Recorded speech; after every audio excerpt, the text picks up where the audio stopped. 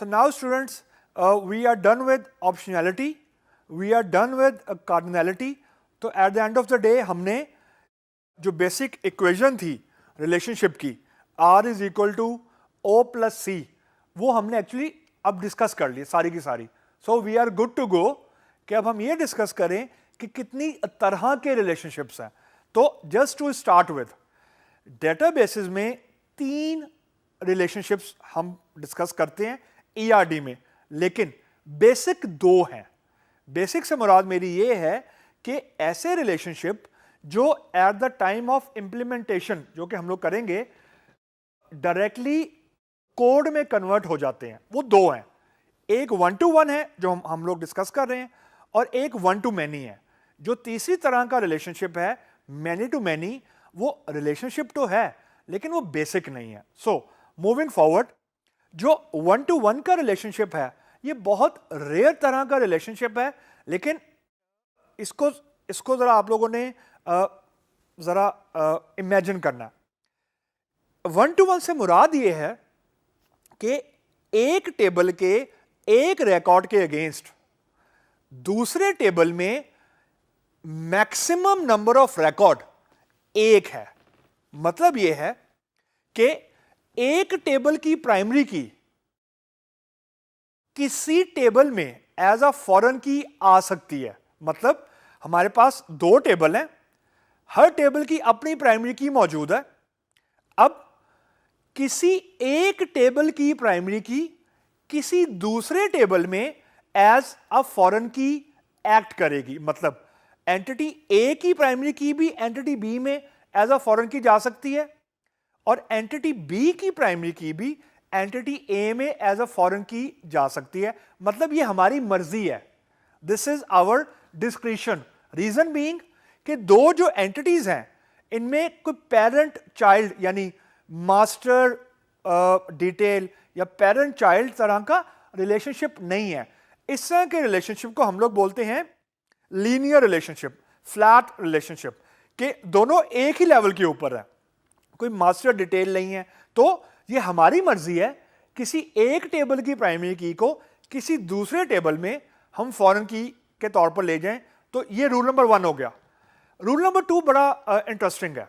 Rule number 2 ये कहता है कि जिस भी टेबल की प्राइमरी की को आप दूसरे टेबल में एज अ फॉरेन की लेके जाएं, यानी टेबल ए की प्राइमरी की को टेबल बी में एज अ फॉरेन की लेके जाएं, या टेबल बी की प्राइमरी की को टेबल ए में एज अ फॉरेन की लेके आए, तो जो फॉरेन की होगी ना उसको आपने यूनिक की लाजमी बनाना है. ये रूल है. अब ये मेरी और आपकी मर्जी नहीं है कि मैं एंटिटी ए की प्राइमरी की को यूनिक की बना दूं या एंटिटी बी की प्राइमरी की को यूनिक की बना दूं. ऐसा नहीं है.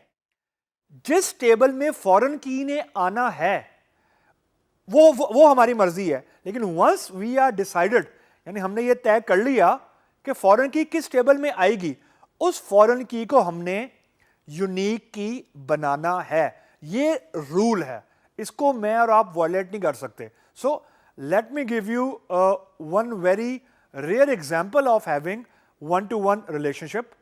सो नाउ स्टूडेंट्स, अब ये देखें हमारे पास, लेट्स सपोज एक एंटिटी है डिपार्टमेंट की, और लेट्स सपोज एक एंटिटी है उसके HOD की.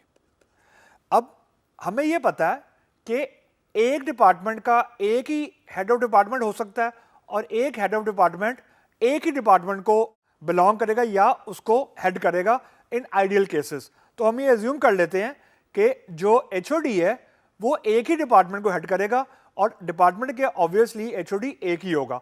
तो जो ऑप्शनैलिटी और कार्डिनैलिटी है इस रिलेशनशिप की, that is 1 to 1. Reason being एक डिपार्टमेंट के अंदर लाजमी है कि एक HOD हो, और वो एक से ज्यादा HOD नहीं हो सकते. मतलब यहां मैं ग्रेटर देन का साइन नहीं लगा सकता. रीजन, अगर ग्रेटर देन का साइन लगाऊंगा तो उससे मुराद ही होगी कि एक डिपार्टमेंट के अंदर मल्टीपल HOD हैं. ऐसा नहीं हो सकता. और एक HOD एक ही डिपार्टमेंट को हेड कर सकता है. इसका मतलब है यहां पे भी मल्टीपल का साइन नहीं आ सकता. तो ये लीनियर तरह की रिलेशनशिप है कि एक डिपार्टमेंट का एक एचओडी है और एक एचओडी एक ही डिपार्टमेंट को हेड कर रहा है, तो यहां मल्टीपल का साइन नहीं है, लीनियर है। अब हम ये देखते हैं कि डिपार्टमेंट, फॉर एग्जांपल एट्रीब्यूट है डिपार्टमेंट नंबर और यहां पे एचओडी का एट्रीब्यूट है फॉर एग्जांपल एचआईडी, और ये दोनों अपने अपने टेबल की प्राइमरी की हैं। अब हमने ये आइडेंटिफाई करना है कि या तो मुझे डिपार्टमेंट नंबर को एचओडी में एज अ फॉरेन की लेके आना पड़ेगा या एचआईडी को डिपार्टमेंट टेबल में एज अ फॉरेन की लेके आना पड़ेगा, क्योंकि ये 1-to-1 का रूल है। या जब मैंने दो एंटिटीज के दरमियान रिलेशनशिप क्रिएट करना है तो I have to actually identify foreign keys. Let's suppose for the sake of discussion मैं इस एचओडी की जो आईडी है एचआईडी उसको यहां पे एज अ फॉरेन की लेके आ जाता हूं। मैंने इसको फॉरेन की बना दिया। ये प्राइमरी की का पार्ट नहीं है, लेकिन ये प्राइमरी की नहीं है, लेकिन ये फॉरेन की का पार्ट है, यानी ये फॉरेन की है। तो 1-to-1 का पहला रूल ये था कि ये आपकी मर्जी है कि किसी एक टेबल की प्राइमरी की को दूसरे टेबल में एज अ फॉरेन की ले जाएं, तो हम एचआईडी को डिपार्टमेंट टेबल में ले गए। दूसरा जो रूल है वो ये था कि जो भी फॉरेन की है इसको आपने यूनिक की बनाना है।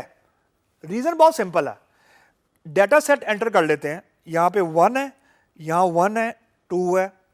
अब अगर तो मैंने इसको यूनिक की नहीं बनाया होता तो इससे मुराद ये होती कि जो ये एचआईडी है, जो कि एचआईडी का एम्प्लॉय नंबर है, वो दो डिपार्टमेंट का पार्ट भी हो सकता है। अभी हमने थोड़ी देर पहले कहा था कि हमारी एजम्पशन ये है कि एक एचओडी एक से ज्यादा डिपार्टमेंट को हेड नहीं करेगा। तो अगर ये एचआईडी को मैंने यूनिक की नहीं बनाया होता तो ये 1 और 1 अलाउ हो जाता। अब मैंने क्योंकि यूनिक की बना दी है, जो 1-to-1 का रूल है, तो ये इस 2 को नहीं एंटर होने देगा। वो ये कहेगा कि यूनिक की वायलेटेड, क्योंकि यूनिक की क्या थी कि मल्टीपल रोज में यूनिक की जो कॉलम है उसकी वैल्यू रिपीट नहीं हो सकती, तो ये यहां पे 1 को आने ही नहीं देगा। That's why it is 1-to-1 कि एक टेबल के एक रिकॉर्ड के अगेंस्ट, एक टेबल के एक रिकॉर्ड के अगेंस्ट दूसरे टेबल में एक ही रिकॉर्ड आ सके। The moment I try to repeat this record और यूनिक की बनाया हुआ है तो ये डेटाबेस मुझे अलाउ ही नहीं करेगा। That was the essence of 1-to-1। तो जस्ट टू रिकैप, किसी एक टेबल की प्राइमरी की को किसी दूसरे टेबल में एज अ फॉरेन की ले जाएं। मैंने एचओडी की प्राइमरी की एचआईडी को एज अ फॉरेन की में लेके गया डिपार्टमेंट में, और उस फॉरेन की को मैंने यूनिक की का पार्ट बना दिया। तो ये मेरी 1-to-1 की एट द कोडिंग लेवल, जब हम कोडिंग करेंगे 1-to-1 की इंप्लीमेंटेशन यहां पे कंप्लीट हो जाती है।